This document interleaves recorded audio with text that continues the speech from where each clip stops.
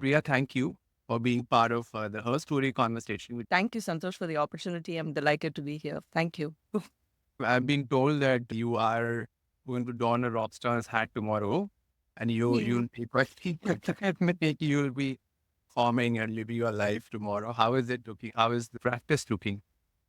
Yeah, it's been many years after my college band days, so I'm very happy to. I'm not performing like a rock star, by the way. I'm just doing backup vocals for these incredible musicians at the Taj Seven Rivers tomorrow. And I'm connected back with my college bandmate after 30 years. We met again. And so it's nice to sing in front of the mic and just nostalgic, I guess. Oh man, she reminds me of the Farhan Akhtar movie, Rock On. Wait, rock on, yeah. I think with Yeah. so good. Yeah, I think this is so cool that you're doing this apart from wearing your CEO and founder's hat and dribbling with CMCA daily. It's good. I'm really happy that you are able to do that. Yeah, I I'm wish I having was fun. in Bangalore. I would have come and cheered for sure, but unfortunately, I'm not. So coming to CMCA, you focus largely on civic education and instilling constitutional values amongst young citizens. Why do you think this focus is extremely important in this current world that we are living in? Mhm. If you ask a young person, a child, okay, about what they like about their city or what they like about their country or what they don't like about their country or their city, and really it's not just India, literally a young person anywhere. The things they talk about and what their experiences that they share, so much has to do with community life, their experience of community. And I think the idea of engaging with your community, that everyone is experiencing their community in a certain way, their city in a certain way, or their village in a certain way. Those experiences are largely about how we live together and how we not just work together, but how we live together as fellow citizens, as people, who are in a particular geography, in a finite geography. And that experience of living together comes with not just what is done for you or that things should be in a certain way, that why aren't things in a certain way, that we are very much participants in that.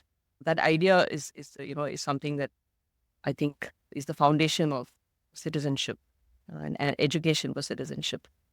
That we are living together and we are socially engaged with each other, whether we like it or not. We have to step out of our homes and we have to navigate the world outside. And in that, there are both rights and there are responsibility. And I think as human beings, that's the very core of life. That's why citizenship, I often say it's not just about citizenship education, it's about being a good human being. Embedded in that idea of a good human being is to make other people comfortable, is to make other people's experience as comfortable as you would like your own to be. And in that lies equality, justice, social justice. Whatever is enshrined in our preamble is actually just telling us to be good, decent human beings, compassionate, kind people. So citizenship may be a big word, but really it is about being a good human being. So that's the essence of all humanity, and that's why it's so important. So very strong points. What inspired you to start CMCA? So Santosh, I have a confession to make. It's not like, me or my co-founders came together and we said, this is our idea for, our work, and we want to start an organization, and this is going to be our mission, our vision. We didn't really start like that. CMCA started as a project of two other NGOs, our parent organizations, Public Affairs Center and Swabhimana. And for many years, we ran as a project. Many of the co-founders of CMCA, we started as volunteers.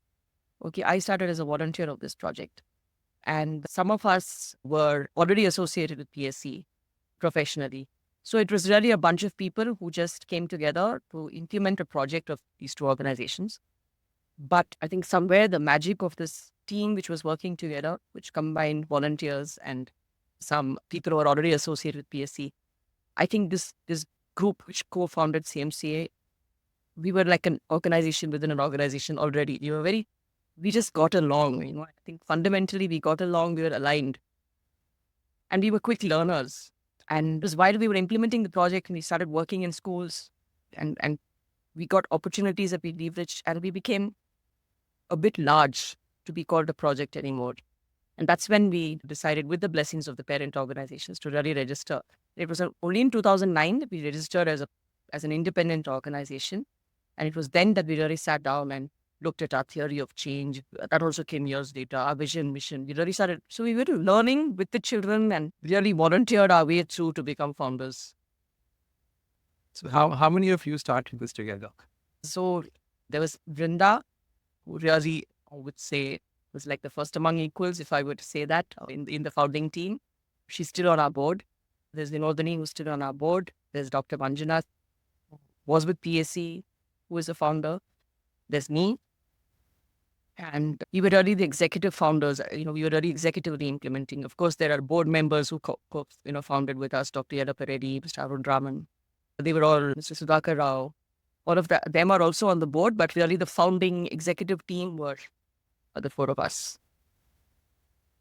Wow.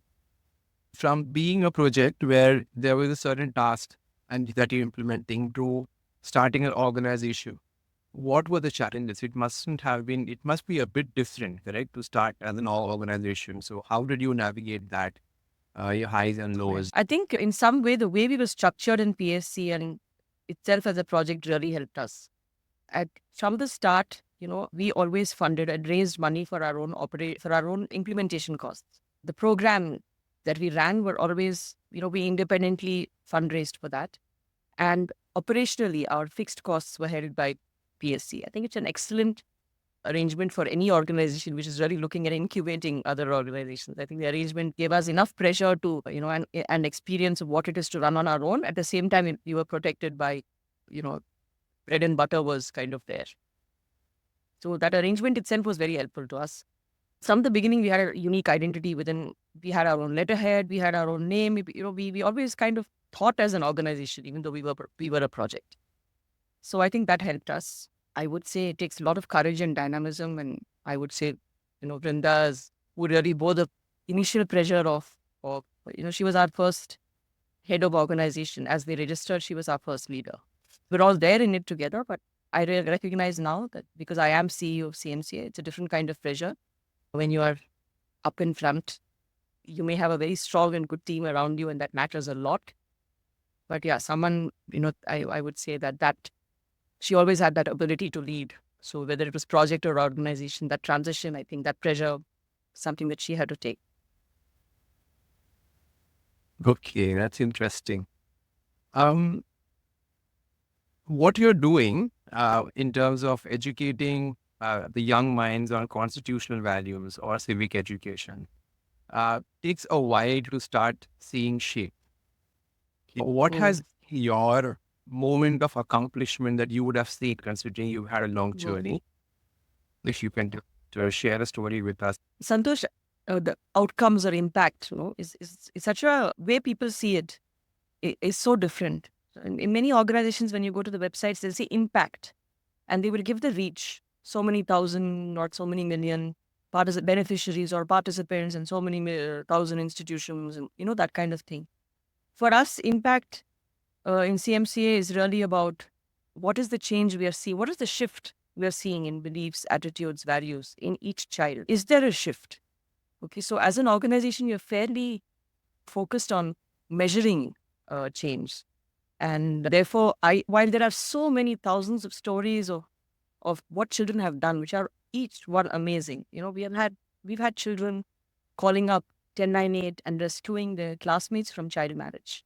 We've had children reaching out to CMCA for children who are being abused in a community setting in a town.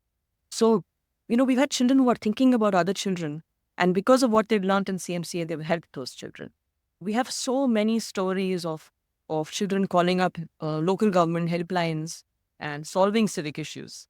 Even as adults are holding their noses and saying India will always be like this, and who's going to do anything about this, we have children actually proactively engaging with local government And the idea that change is possible and it begins with me is something that CMCA sees. So we have thousands of stories of such change. We kind of take those in, and then we also do rigorous. And noticed that it's easy to then pat yourself on the back and say so many thousand stories of change. Obviously, we're making a difference. But what we do is we really want to see whether a critical number of children that we engage with are achieving shifts. And so we really focus on outcome evaluation. We really focus on baseline endlines every year. We've even done a time series, a trend of CMCA's club program over 4 years. What can we expect as predictable change? So we really focus on that. So the way we look at, transformation is, I would say, a little bit research oriented or research backed. Even as we celebrate all these things that I spoke to you about, the children are doing, even gender conversations at home and how girls and boys are challenging practices at home as to how things are done, everything is impact in a sense. Because we have been around for so long, we do come across a lot of our alumni who, who so often tell us that choices of career, the way they look at life, has all been influenced by CMCA. One of our programs in Maharashtra runs because of a CMCA alumni who started it in that location. We have examples of CMCA alumni who started their own NGOs, their own little movements on themes that they are passionate about. So there are many stories, and then there is a research-based structured evaluation that we do, which both tell us that yes, there are shifts and our approach works. How are you as a child? Were you an activist, or did you think that somewhere you would end up doing something like this?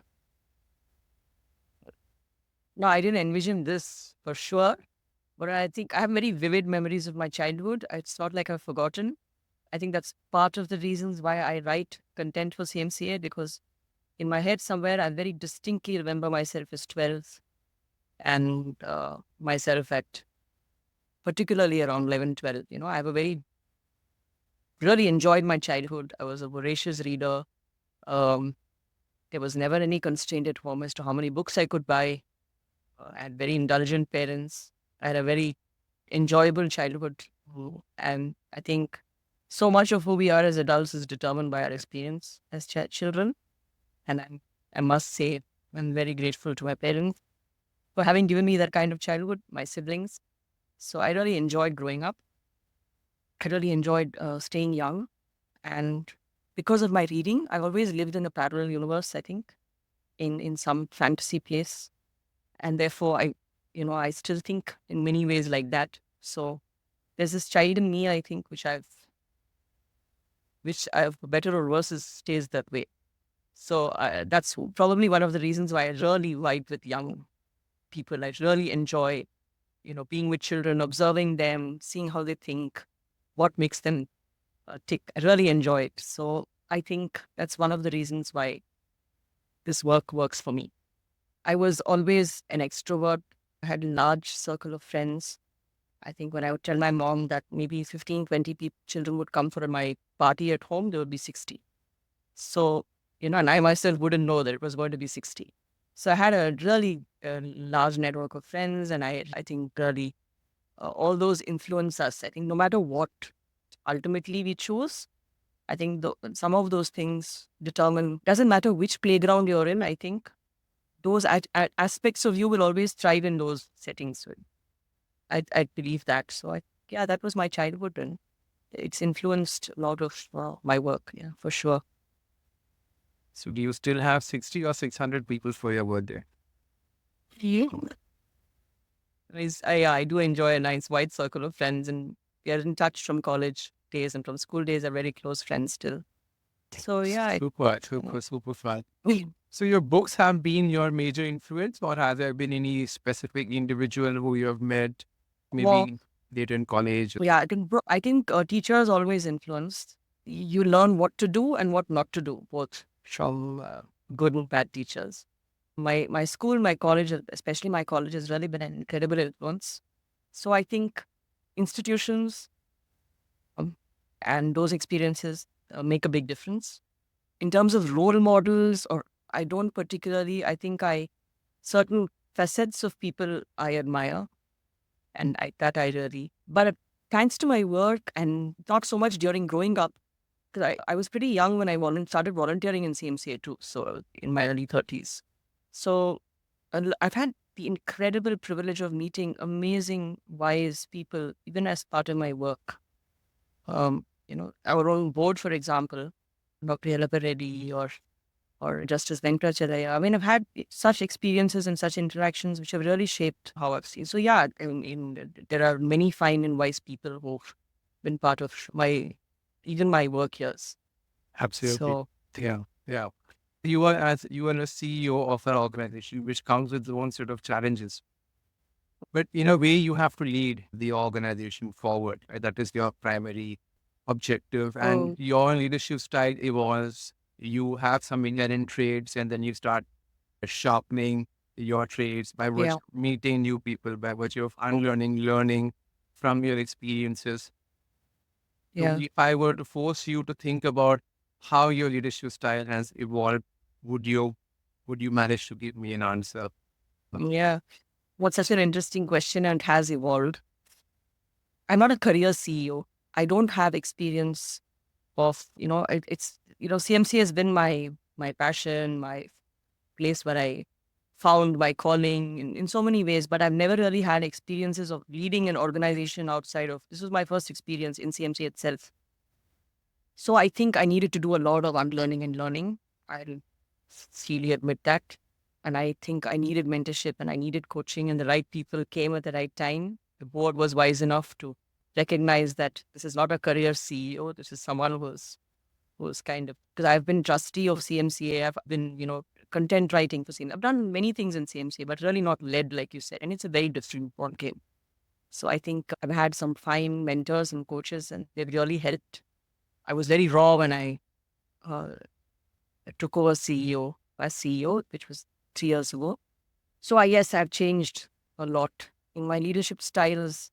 I would say we've always been, because we work in democracy, Santosh. Um, it's very important to be internally democratic. So we've always been an organization which has always been collective in the way we take decisions. It's always been everyone is involved. In social sector or in development sector, people are not only driven by monetary.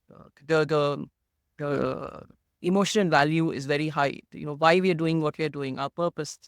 Do I find in what I'm doing every day? Do I see the connection? So we've always been an organization which really designs bottom up, which really involves everyone, and everyone has a view and an opinion, and it's all very, very, that way very consultative as an organization.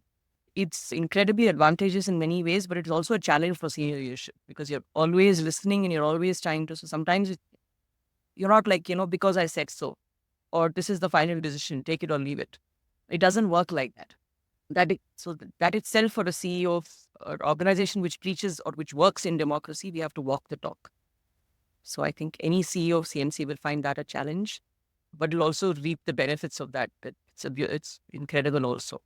So I think those are for me, I really started using some of the techniques or tools without a management background. I needed to learn those tools or those techniques. I needed some theoretical inputs and perspectives on how to manage people, how to manage growth, how to manage change, how to manage communicating vision for the organization. What are the strategic, all this I needed to learn without uh, really having the experience of it before. So, and I took over at a tough time when COVID was at its peak, and we are working in institutions, and there were no institutions. So it all came together in a sense, and yeah, it's been a huge learning.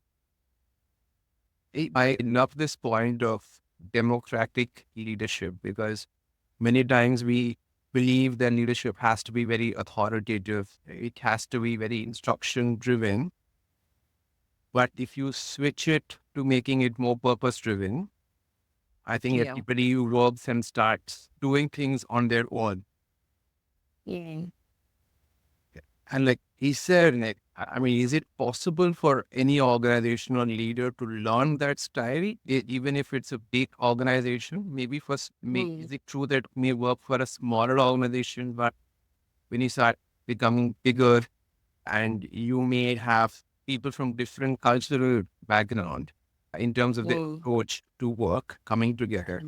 Is it, how does that piece work? I'm very curious to understand. I don't think it's about size. And in a country like ours, even a small organization will be very diverse by the very nature of our country itself. So CMC itself is a very diverse. And you're in 5 states, and you have rural and semi-rural, and you have urban programs. There's already a lot of diversity in India. We just don't even recognize it sometimes because we are so immersed in diversity at all times. So we order any organization will be, I think, of some size would have that. And I don't think it's about size. I think it's about your founding principles. It's about what we define as values by which we will work. And I've really seen that everyone uses the words, but to really put in mechanisms, to demonstrate that commitment. So CMCA has very robust, one is, of course, in your day-to-day people. And we say, but we've heard all this open door, flat, anyone can come and talk to anyone. It's all everybody believes and feels they do it. Probably everyone does at some, levels. But to really have truly anonymous, truth to power mechanisms, to really be able to give that safe space to even someone who's 2 weeks old in CMCA to ask anything to anybody, there has to be some mechanisms also put in place. And over time, people will truly begin to understand, and they have to be genuinely anonymous. If you're saying it's an anonymous, report card on senior leadership, it has to be genuinely anonymous. If you have a suggestion box which is anonymous, then you really have to. Over time, people will really genuinely then think, yes, it is true. What they're saying is true. It is, and I can speak my mind. To have ask me anything sessions, we have to put in some institutional mechanisms apart from a deep-rooted belief in democracy. Democracy is an imperfect form of working, but it is the only viable one we still have. So it's not only true for a country, it's also true for a family, and it's also true for an organization. So it really is how democratic are you and how democratic are your founding principles. Then you can really, I think, reap enormous benefits from that kind of a culture in any organization, or whatever its size is. It's incredible what people then can come up with, how much self-initiative and how much passion. You can really see it. Democracy is inherently imperfect, is what you say, but this is the Yeah. best way to go forward. Fabulous. I think this is a quote of the day for me. Lot to I lot to I think it's we snatched some other quotes on democracy. You'll find it. Now we are in a time when where technology is very close to us, and as leaders and organizations, we have to embrace technology to further our work. In your case, your work is to reach out to the young citizens of our country. How active role, how much of an active role does technology play in your day-to-day work? Oh, no, it has always played a large part in our back end. I think, and now we are after the response of our country to COVID.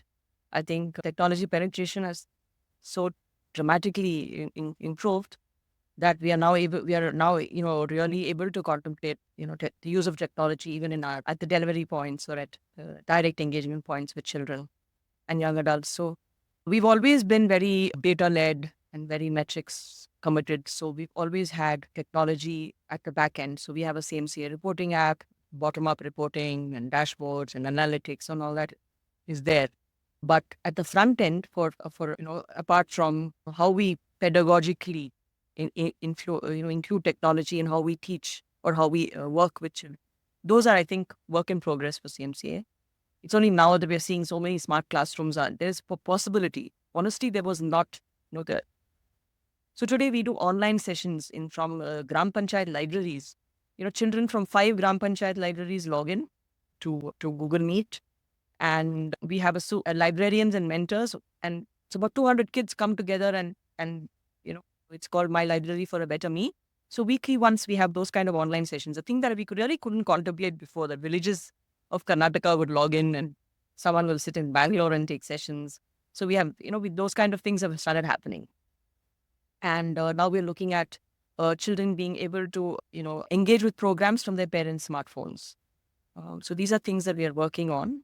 We are looking at a learning management system for teachers to really refresh after the main trainings. So these are things that I would say we are pretty, from what I can hear when we bring other experts to us to advise on technology, we say CMC has done pretty good on technology, but I believe that there's too much more to do and we really have a long way to go. But we're committed to it. Yeah. But I don't want to lose. What we're also here is we don't want to lose the coloring, sticking, drawing, learning by talking. We don't want to mechanize it in a sense. We want to retain that way of learning, even not screen time, even being away from screen time, Right. and Right. Absolutely. And those matters. and from a technology or a reach an option from a government standpoint, since you did mention during our conversation that a child could call or a child could stop a child marriage or a child abuse, how has accessibility changed for these children? Has that been simplified to be able to say that, okay, you can reach out to an authority quicker and you will be taken Yeah. seriously? How has Yeah. that changed? See, I think the mechanisms are in place. I mean, I speak for the state we know very well, Karnataka, and I know the Tamil Nadu also. The mechanisms are in place. It's always been there, especially when you look at the Gram Panchayat level. Children are fairly aware of, I mean, it's about children knowing that, they can. It's about that belief that when I do this, or that, that release of fear, that there'll be the consequences are not. So it's really about a belief and an attitude that really needs working. Of course, systems and a response always, we have to keep improving it. But 1098 works, but children should know about 1098. So I think there's a role for all adults to really, or organizations to focus on such things. I don't know if I'm answering your question correctly, but within a school, for example, access to telephones unlimited for children, especially residential schools, or so I think there is room for children to reach out outside of their schools for help. I think there's room for improvements in all these areas for children to really be able to connect quickly to seek the help they need. Yeah. Uh, what about at a policy level? I know it's a large question, so let me narrow it down to ask you if there was one policy level change at an education or at a civic engagement level that you think we need, what would that be and why? Before I answer that question, when you're talking about technology, as I wanted to share recently, it was incredible. We engaged with, I was sitting in my office and 800 schools logged in under the social welfare department, and lakhs of children we were addressing, in a link. A thing that I could not have imagined, even a few years ago. And it was incredible to see those windows on your laptop with 150 children, sitting there, and they're able to hear you and actually engage. Because I would ask them, put your thumbs up if you're here. And I could see the thumbs ups. And so the technology works. And sitting in one room, we can reach 2 lakh children. And we were speaking about, some awesome advantages. But coming back to what was your question? My question was policy that can change. So Mm. policy is, of course, a very huge topic. It can go in hours, but Yeah. let me take one policy change that you feel from your years that you're put in education within the Indian context. If you could influence a major change, what would that be? I would say experience of democracy for teachers and children in schools and in colleges, both.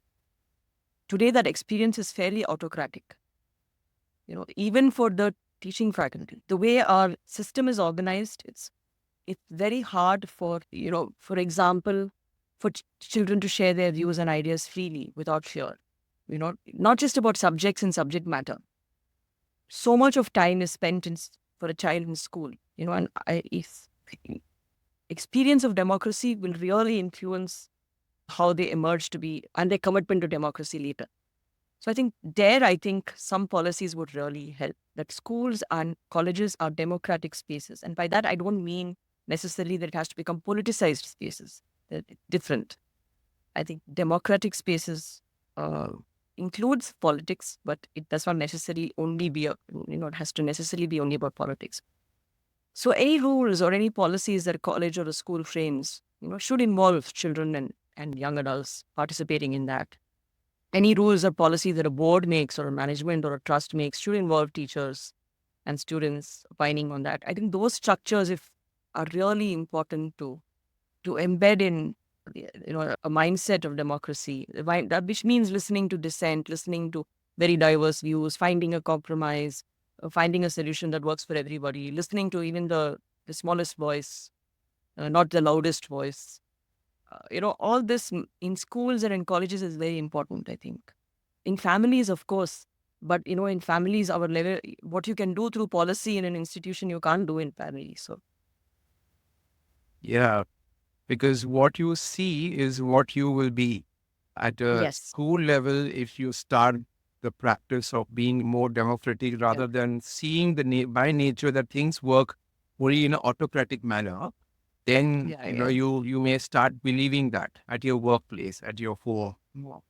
Very, Yeah, very, yeah, and very, even very, yeah. workplaces, I must add, even workplaces, workspaces also, I feel, need to become more democratic. And that's what I meant by culture of democracy in all these institutions, including offices. I think that really requires it could happen with some just best practices and policy guidelines and things like that. And then we shouldn't resort to like these mock things, mock parliament, mock this, mock that. It's not, it should be a real experience of it. Like the amazing thing that Karnataka government has done, real children's village sabhas.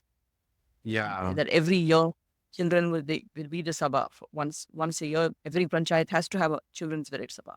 So these are things that can really enable children to participate from very early. And also to stop being indifferent, don't you think? I think we live in a space where most of us are Mm. very indifferent because it doesn't impact us. Uh, so we leave it and we don't fight that battle because it doesn't matter. Mhm. Do you also feel that because it takes more effort to go and do stuff? Yeah, I think sometimes I wonder whether the indifference is out of a deep sense of hopelessness and helplessness, or is it a really indifference arising out of a sense of lack of empathy? So, reasons are different. There is there's a very nice thing about democracy by Thomas Paine, which is a great fatigue in, you know, so those who wish to reap the blessings of freedom must undergo the fatigue of supporting it. So, there is, it's grunge work. It's very incremental. It's, you have to constantly engage, and it's really not the pace at which one chooses to do so, the extent to which one chooses to do so is left to each person's circumstances. But engage we must. And yeah, Absolutely, we must. I mean, oh, we must. That's for sure. So you guys are doing super impactful work. The benefit of this will accrue in the long run as well as in the medium to short run. But if you were to address the younger Priyas, who may be oh, this, what would be your piece of advice to aspiring women leaders? yeah. Oh, I just truly believe when you can say to stay true to yourself and all that, but I think women leaders, I don't think we should lose the womanhood in us, or the essence of our leadership style as women is, I've noticed, quite different from others genders and men. So I don't think we need to be a man to be in the boardroom or in a leadership position. I think we really have to embrace those qualities that make women leadership quite uniquely different and distinct from the way men lead. And I think that there's a lot that can be gained. CMC is blessed with women at all levels. Sometimes I see in a room, it'll be only women. And I can see recently I try to observe, how the dynamics and the conversations change between the way, women lead and the way men lead. Sometimes I'm just an observer. I try to understand how it works. And I think women should hang on to those unique traits that, enable us uh, to lead very differently. This is brilliant. Yeah. Thank you so much for such an enriching conversation. Loved every word of this. Thank you so much for the opportunity. I really appreciate that. Thank you.